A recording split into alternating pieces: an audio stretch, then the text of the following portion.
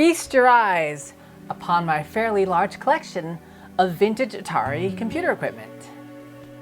So, what do I have? Why do I have it? When did I get it? And what am I going to do with it? Well, let's start at the beginning. So, Christmas 1982, we got an Atari 2600 with Pac-Man and Combat, but you know, that was a stepping stone for getting a home computer. So for the next Christmas 1983, I remember asking for an Atari home computer, and the 800 XL had just more or less come out. You even have a little comparison sheet here comparing the different ones, and it was kind of a no-brainer since I grew up with Atari equipment, the Atari game system, and I sort of moved on to the computers. So this is the original one that I got Christmas 1983. Or at least I would like to say that I got it Christmas 1983. However, I've recently looked the serial number up, and it turns out this was actually manufactured the week that ended Christmas 1983. So if I got this Christmas 1983, it was right fresh off the assembly line. It's possible I actually got this for my birthday in 1984. I will probably never know. This will be one of those mysteries that I will never know the answer to. So I have a little cover for it. And this is the wonderful computer that it is. And it still works quite well. It does have a sticker on it, which I might remove. I might do a full restoration on this, but I recently had it apart just to test it, and it seems to work pretty good. All right, later on, I managed to find another one. So this one here is a bit yellowed. And don't know too much about this one. This might have been from a friend of mine. I sort of ended up with everyone's hand-me-down equipment by the late 1980s. And then this one also came to me in the 1990s or so. This one, the keyboard doesn't seem to work. So I didn't want to necessarily make this a buyer's guide for Atari XL line computers. But if you do end up looking for one of these, there are different keyboards on these, and the keyboards with the large fat letters is a really terrible keyboard. You hit these buttons, you have to hit them straight in the middle for them to go down. And this is a late one. It's a lot cheaper than the earlier ones. The early production ones, the keyboards are skinny little letters, and it's much better. However, these keyboards are a bit weak in the middle, so you'll see them bent down quite a bit. And as you can see, this one has a little bit of a bend in it. The later ones don't suffer from the bend problem. So I do have 3 800 XL computers, but going back to the original one I got, so got this, and of course it came with the catalog, the owner's manual, and the catalog, which actually shows a lot of well, how should we say, a lot of vaporware. The 1983 Atari computer catalog, which is actually the first time you'll see anything that said the next generation. Long before Star Trek The Next Generation, Atari home computers The Next Generation was doing that. And oh, what a piece of 1980s graphic design is this catalog. Lots of diagonal stuff, things floating around. So it covers interesting enough, you have people designing an airplane with an Atari computer. I kind of doubt that. You have the Atari 600 XL, the 800 XL, and of course the 1400 XL, which never came out, and the 1400 XLD with the built-in disk drives, which also never came out. So quite a bit of vaporware in this. So I would like to think that I actually got this computer for Christmas 1983, because I don't imagine that by April of 1984 they were still releasing this catalog, having canceled some of the computers in this line. So, yeah. So anyway, I got my computer, and of course, the next thing I needed, sometime in 1984, 1985, was a cassette drive. So I got the Atari 1010 cassette drive, which is in the same design language as the computer. And I have to say, as wonderfully 1970s as the Atari 400 and 800 are, the Atari 1200 XL, the 800, and the 600 XL, I think this is like one of the most beautiful 1980s computers. a wonderful, like a sort of dark brown and a ivory color. This is yellow slightly. And all the peripherals were also in the same design language. Really well built, very nice. This was, this is back when Atari was owned by Warner Brothers. So they were putting a lot of money into their stuff, probably spending more money on their equipment than they really should. So the first thing I got was a cassette drive. This cassette drive probably needs some belts. It sort of barely works, but I would say that it doesn't work. Later on, I definitely needed disk drives, and currently I have 4 Atari 1050 disk drives, including one box that they came in. So, and I have to say that all 4 of these drives now currently work. None of these wanted to work when I started fooling around with this stuff recently, but I took them all apart, cleaned the heads, greased the tracks, and happy to report that all 4 of these drives mostly work. All right. At some point, since I was doing school papers and stuff, I needed a printer. So this is an Okimate 10 color printer, and they made these, you could get these to work on various different computers. You just had to buy a different, they called it a plug-and-play, and it was this piece right here. So this is made for the Atari SIO cables.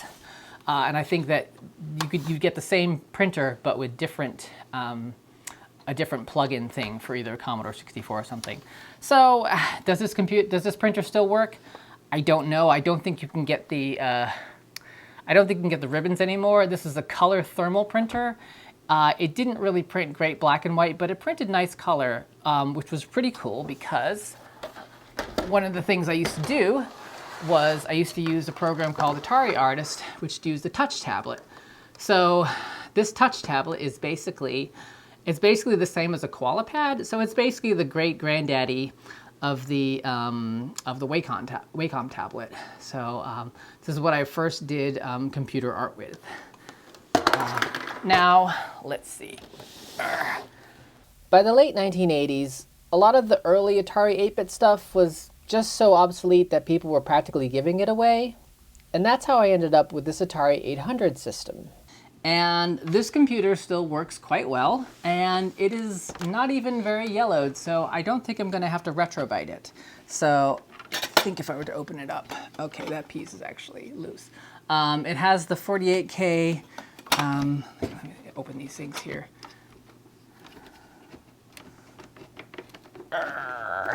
See if I can get this off.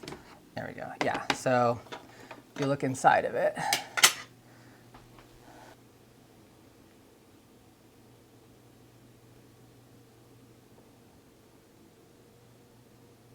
and this has the full, so you can basically, here's the,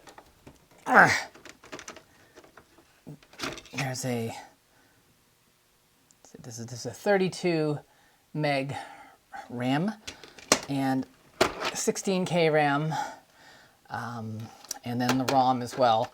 So very easy computer to upgrade the memory. However, it doesn't actually go any larger than 48K. So, and this goes on. So I would say, well, I would say that this computer is in almost perfect condition. What's going on here? I would say it's almost in perfect condition, with the exception that recently when I picked it up, the plastic's become fairly brittle, that it's fairly easy to stick your fingers through it accidentally. So I have to do something to repair this. However, it's not noticeable, but this is my 800, and it has a really nice keyboard and works quite well.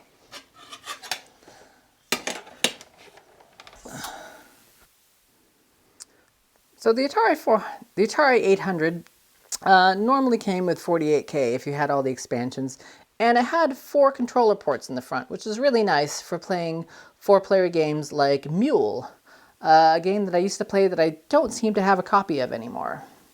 So on the right side we have the monitor port, the SIO port, the 2 to 3 switch for what channel to put it on, and the power switch, and that's also the last one is for the AC cable. And then we had an RF out of the back. Interestingly enough, if you actually want to experience retro computing the way everyone else did in the 1980s, you're going to want to use an old crappy television set like this. Preferably one with a dial. Oh my god, lovely dials. Something with a simulated wood grain cabinet, all this stuff. Unfortunately, you really can't use a composite or a monitor input on this. These things generally have RF inputs. And back in the day, you would have to use one of these stupid little boxes. Nowadays, you can kind of bypass it with one of these that just screws into the 75 ohm connector on the back and allows you to plug the RF into it. And that's fine. It's not going to give you the best picture. However, the televisions that have composite inputs are not aesthetically, they probably are not going to match as far as being from the 70s or the 1980s. So if you want the simulated wood grain, you're probably going to have to go with an RF connection. The picture is not that much worse, but maybe any kind of serious gaming, you might want to go for a slightly newer television set, and you can get some kind of a monitor cable. You can buy monitor cables that hook into that. That'll give you various outputs. However, this kind of cable will not work on this television set. So for me right now, I'm kind of going for the 1980s aesthetic. So a television set from 1985 tuned to channel 2 or channel 3 is going to give you an okay enough connection for an old computer like this. One thing you might actually want to have to do is you can take these apart and clean your connections. Make sure you have the best possible RF connection. But people do mod them to work with better TVs. However, I don't think that you can mod the television itself to have that kind of an input. But there may be more stuff out there on the internet about that. I don't really know. I mean, personally, that wood grain is something to behold. Texture on that plastic, it's, you know, it reminds me of a dashboard of a car from the late 1970s. Same kind of texture. And that wonderful, I don't know if you could call that a mechanical keyboard. It's a better keyboard than some. It's not the best keyboard in the world. But yeah, that is nothing says 1979 more than what you're looking at right here. The 800 that came from the donor that donated to the middle school, it also came with an Atari 810 disk drive. And however, this disk drive used to work back in the 1980s when I first got it. It does not seem to work at all anymore. It doesn't even seem to have a power light. So it's been apart. And I may try to actually fix it, but it may just be a parts one. With all the other disk drives I have, maybe I don't even need this, but it would be nice to make this go. It is slightly yellowed. It might be nice to try to retrobite this one, but it has that same, oh, how can we call this? I would almost call this harvest gold. It's very much a 1970s color. And continuing with the 1970s theme, I happen to have, how many we got? Oh, I have 3 Atari 400 computers. And I would say this one here is probably in, no wait, this one here is probably in the best condition. I did recently plug it in and it seems to work. All the keyboard works just fine. It's not too badly yellowed. This second one here is actually fairly yellow, but this one also works pretty good. And then this third one here is something of a mystery because somebody went and put some kind of port on the side. So, and I don't think it's a SCSI port. It is probably some kind of serial or parallel port for you know, a printer or something. This one, I think a third of this keyboard, the keyboard famous for the kids can spill their high C on it. About a third of this keyboard doesn't work, but the other two keyboards do work just fine. And I think the last one of these I found in the thrift store about 20 years ago, but all this stuff that I have, none of this was eBay purchases. This is all stuff I found out in the wild in the 80s or the 90s. There's also an Atari 410 cassette recorder. This doesn't seem to work very well, but it does go along with the other ones. But it is a nice match to the Atari 400s. So I would say my plan with the 400s is I'd like to keep one and then sell the other two. You've noticed that I don't have an Atari 600 XL or 1200 XL. I would be interested in getting one of those or each of those. I might do some kind of trades or something. I'm actually looking to sort of thin my collection down a little bit because I have quite a lot of stuff. And then, rounding out the rest of my collection, I have the Atari 1020 color printer. It's this tiny little printer, which looks a lot like the 1010 program recorder. It's just a little plotter printer that had little pens in it. I have not seemed to make this work yet. I haven't actually tried. This, for some reason, came with the box, and I don't know when I found this. It probably was at a thrift store in the late 90s or early 2000s. You can't find this stuff in thrift stores very much. If they do get anything that's Atari in a thrift store, they go crazy with the prices. And lastly, a couple of other interesting bits. I have this thing called Computer Eyes, and it is basically a digitizer that goes through both joystick ports, and you put a video input here. I have the manual to this, and I used to have the software on a disc, and I seem to have lost that. So in one of the bundles of stuff I got, there was this cool little digitizer. So it would be nice to make this work again. This is a fairly rare piece of technology. I do remember making this work in the 1990s at some point, but for some reason the disk software has gone missing. And the last thing I want to show is an Atari Light Pen. So you would use this with this piece of software called Atari Graphics, and you would draw straight on the CRT screen. I have a very strange way of doing things. And that is basically what I have.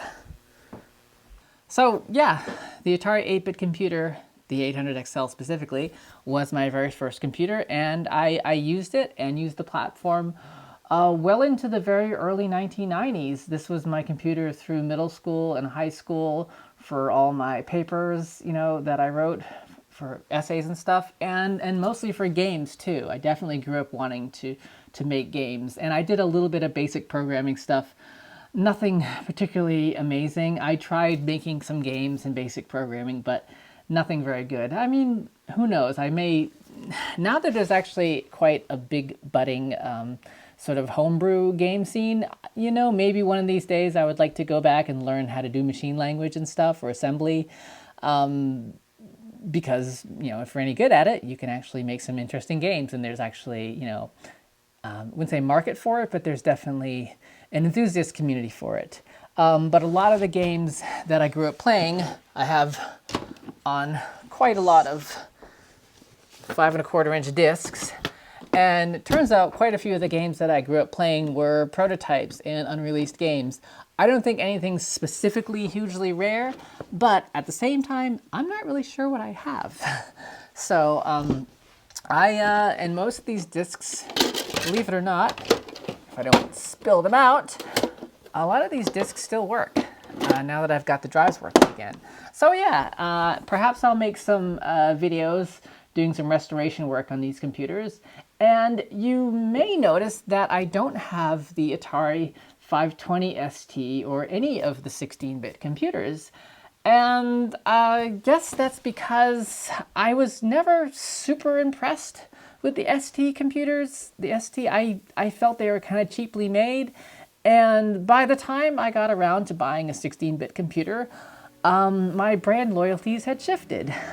But that will have to be the subject of the next video, of the quite large computer collection I have of that very specific computer format, which may be a lot more interesting for some people because it's has quite of a cult following these days. So yeah, that is what I have for vintage Atari 8-bit computer equipment, but I'll see you in the next video and we'll see what my next collection is.